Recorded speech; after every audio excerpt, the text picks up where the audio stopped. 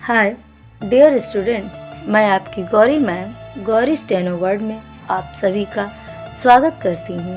मैं इस प्लेटफॉर्म पर हिंदी इंग्लिश डिक्टेशन की स्पीड प्रैक्टिस क्रमवार तरीके से करा रही हूँ, जो आपके सभी स्टेनो एग्ज़ाम के लिए बहुत ही महत्वपूर्ण है। तो आइए अब डिक्टेशन स्टार्ट करते हैं।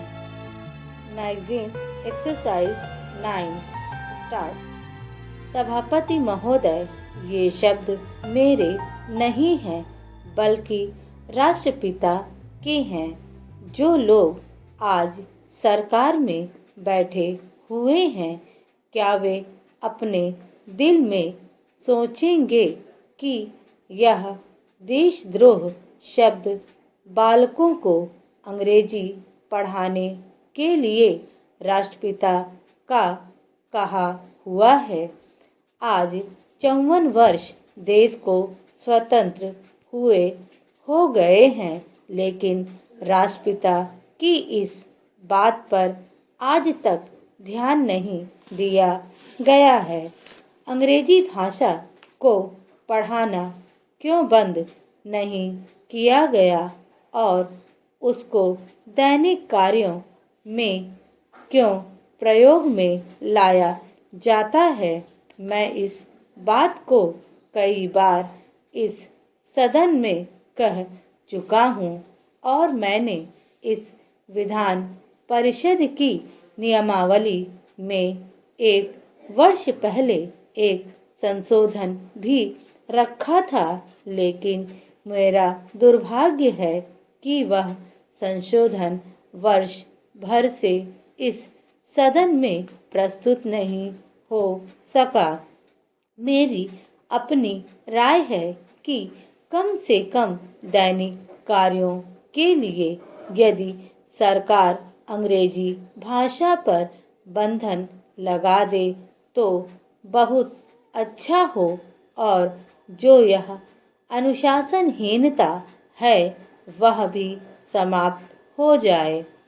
सभापति महोदय, जैसा कि मेरे मित्र ने कहा, लड़कों के माता पिता अंग्रेजी का प्रयोग करते हैं और उनके शिक्षक भी उसका प्रयोग करते हैं, फिर बालकों पर उसका प्रभाव क्यों नहीं पड़ेगा।